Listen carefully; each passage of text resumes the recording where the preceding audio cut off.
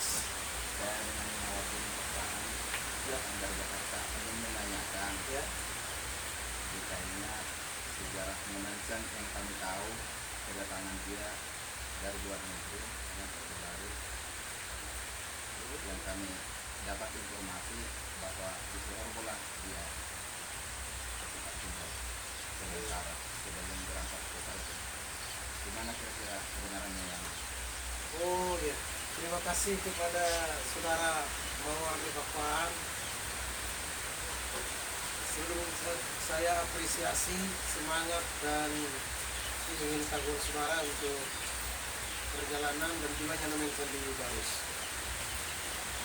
Saya sendiri pendeta Pontius Regar, pendeta Resort Siorbo saat ini, dan menjadi ketua persiapan distrik Barus Layar atau pelaksana tugas distrik Barus Layar, akan menyampaikan informasi itu yang ternyata masih bisa untuk dikoreksi kembali tentang kedatangan Nomensen dari luar negeri, dari Jerman, dan tiba di Barus.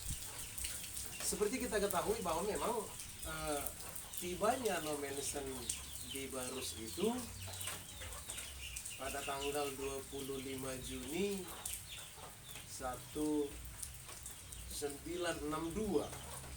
setelah lahirnya HKBP, kira-kira seperti itu, setahun setelah lahirnya HKBP mungkin. Benar, dia mendarat sebenarnya di Pelabuhan Sibulga dulu, tetapi entah mengapa dia menjadi turun di Pelabuhan Lobuan Tua namanya. Lobuan Tua di Kecamatan Andam Dewi. Andam Dewi ya? Iya. Padahal Barus itu pada 150 tahun yang lalu itu terhitung dari Sorkam sampai Manduamas. Dari Sorkam sampai Manduamas sekarang itu sudah berapa kecamatan? 1, 2, 3, 4, 5, 6, 7 kecamatan sekarang. Dulu 150 tahun yang lalu itu 1 kecamatan dari Sorkam ke Manduamas. Jadi kalau dikatakan Nomensen tiba di Barus,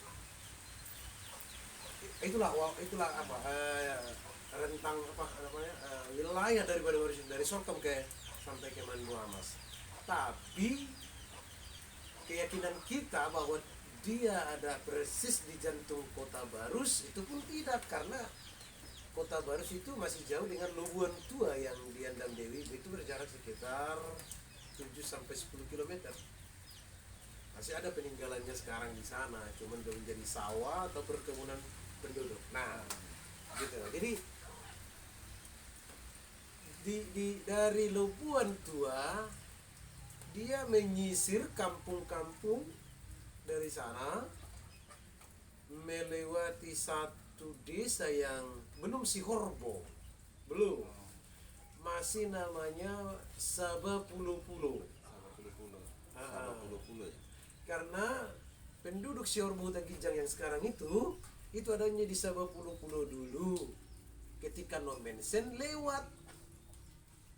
Tetapi pada tahun 1881 ketika Belanda sudah membangun jalan, akses jalan ke arah Pakat, lalu disuruhlah masyarakat yang ada di Sabapulu-Pulo itu Isan Mahamu tinggal. Disuruh pindah ke pinggiran jalan yang sudah dibangun. Maka kebetulan ini dulu adalah jalangannya Horbo, tempat ngangonnya kerbau gitu. Jalangan Horbo. Jadi permahanan di Horbo. Maka entah mungkin kesepakatan mereka ya dibuatlah namanya menjadi si Horbo gitu. Nah, selanjutnya beliau Nomensen terus ke arah Sijuka. Mungkin panggilan jiwanya juga sudah mengarah ke kita katakanlah Rura Silindi. Karena mengapa dia tidak berlama-lama di Barus?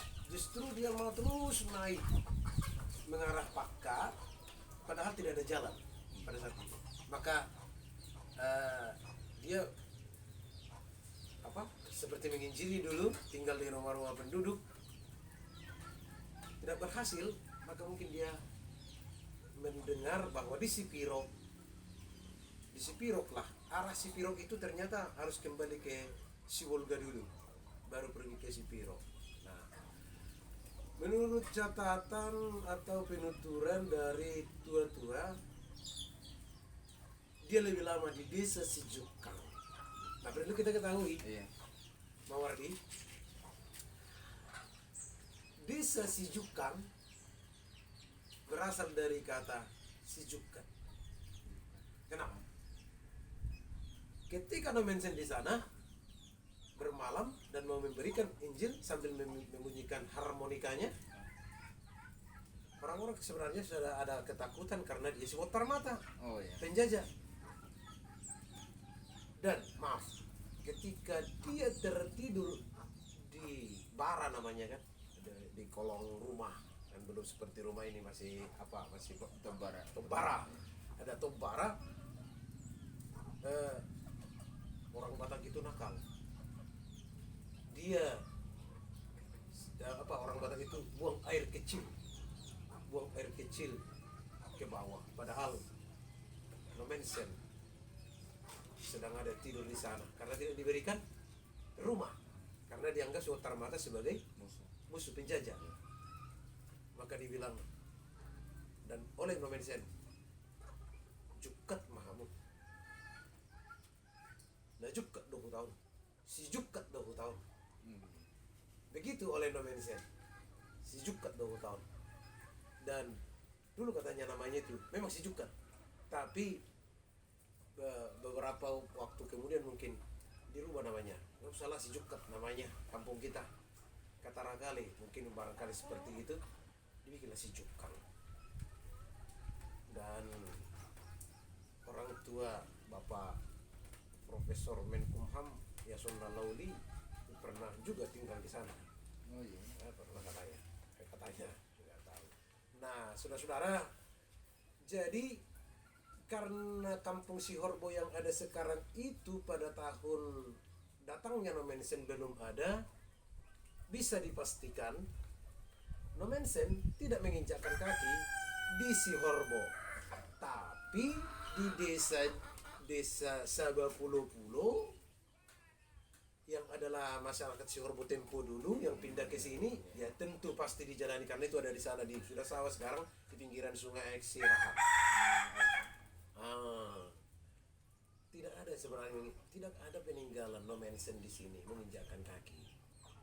Nah, ya mungkin saudara Mawardi pernah mendengar tentang adanya sumur Nomensen di Sihorbo. Nah, memang nama itu akan menghipnotis kita. Ketika dikatakan ada sumur Nomensen, maka itu menghipnotis kita, berarti Nomensen positif pernah di sana. Lalu seperti pertanyaan Anda, di mana rumah Nomensen dulu? Oh, enggak ada. Tidak ada. Karena penginjil pertama ke sini yang diterima oleh masyarakat ini, yang dikirim oleh RMG adalah Jendeling Haiba pada tahun 1911. Nah, itulah bedanya. Tahun 62 sampai 1862 tiba Nomensen, sedangkan penginjilan ada di sini 1911. Berarti Sekitar 50 tahun. 50 tahun Ke depan baru ke ada. depan. Iya. 50 tahun ke depan baru ada. Padahal Nomensen sudah meninggal loh pada tahun 1908.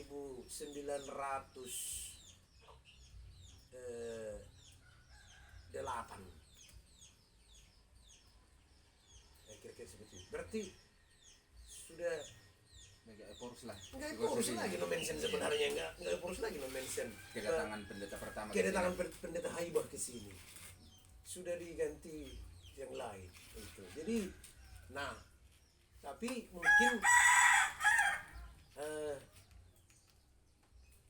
adalah namanya orang Jerman.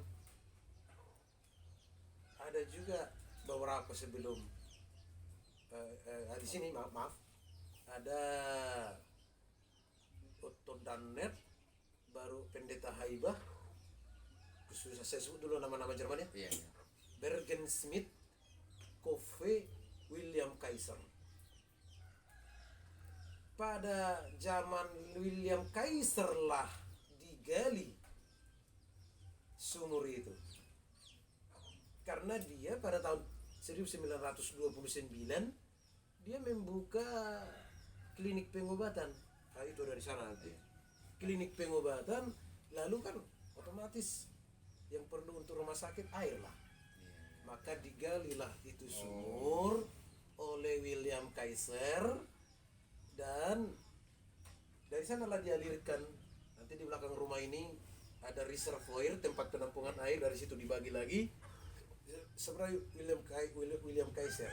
Cuman katanya dari tradisi orang tua yang sini, terutama cucu-cucunya pendeta teman Haibah orang Batak, Marga Lubis, Haibah sudah mempergunakan sumur itu, walaupun belum dibangun seperti riol, belum. Cuman dia menggalinya, ada air, lalu di sana mandi, mengambil air minum dari situ.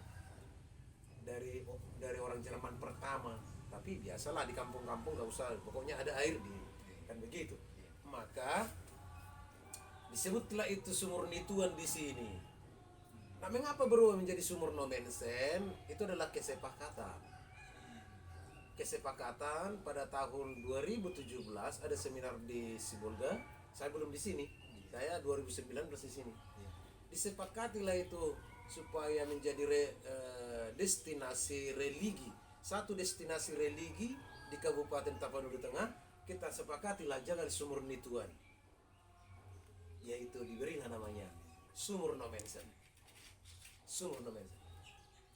Nah, perlu kita ketahui saudara-saudara, saya bukan tidak menghargai jasa beliau Nommensen, tetapi dengan menyebutnya Sumur Nommensen, otomatis seperti Nommensen lah yang menggali sumurnya. Benar tidak? Itu adalah galian oleh pendeta-pendeta Jerman mulai tahun 1911. Jadi clear sekarang ya Pak Wardi ya, clear. Jadi itu dari tahun ke tahun aja kita ini dari tahun kita urutkan. Oh, kalau itu dipastikan sumur bukan galian Il Nommensen. Jadi sedikit Amang, Ya. Singkatnya ya, perjalanan dari Barus ke Tarutung di mana kira-kira ya perjalanan? Oke, jadi setelah beberapa bulan mungkin dia si Horbo Tempo dulu lah aku bilangnya. Si Horbo Tempo dulu, yaitu sama Pulau-Pulau, baru ke Barus, begitu seterusnya. Ketika misi tidak jalan, maka karena dia kan tiba bulan Juni, berarti Juni, Juli, Agustus, September, Oktober, bulan Oktober memang dia sudah over haluan menuju Spirok. Jadi itu saja perjalanannya selama beberapa bulan, karena tidak bisa tembus ke Pakat. Hulubuan tua, Sabah Bulo-Bulo, kemudian Sijukang, begitu terus. Karena masyarakat di sini belum menerima dia sebagai misi tidak jalan. Nah, pemberitaan firman Tuhan tidak jalan, maka mungkin dia mencoba melihat catatannya lagi. Tentu handphone belum ada, telepon belum ada, informasi tidak secepat sekarang. Oh, di manakah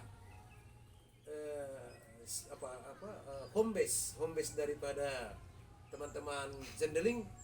Oh, arah Sipiro. Mungkin hanya berdasarkan mata angin putar haluan dari daerah Barus Raya ini putar haluan sama Sipiro. Baru Oktober atau awal November dia sudah di Sipiro. Dari Sipiro lah terus ke Tarutung. Begitu yang bisa saya ceritakan tentang kilas balik perjalanan Nommensen, dan ini pun bisa sebenarnya masih mengalami perubahan kalau ada lagi para arkeolog atau sejarawan yang mau menggalinya. Tapi informasi yang saya sampaikan juga itu adalah berdasarkan perjalanan saya, penelitian saya dari Labuan Tua, Sabah Pulau sampai Sijuka. Jadi saya bukan asal mengatakannya, dan maaf kepada dunia yang bisa nanti menonton atau mendengar cerita saya, terutama kepada sejarawan dan juga penduduk Syorbota Gijang. Maaf, Nomensen tak pernah menginjakkan kaki di Sorbo karena datangnya Nomensen belum ada kampung ini, tidak mungkin seorang Nomensen menginjakkan kaki yang belum ada orangnya sama sekali pada zamannya. Demikian yang bisa saya sampaikan Pak Mawardi. Semoga bermanfaat informasi ini demi tujuan kita bersama untuk lebih mendekatkan lagi sejarah panjang perjalanan Rasul Batak Nomensen di Tanah Batak. Terima kasih. Oke, salam sehat Amang ya. Terima kasih. Semoga sehat selalu.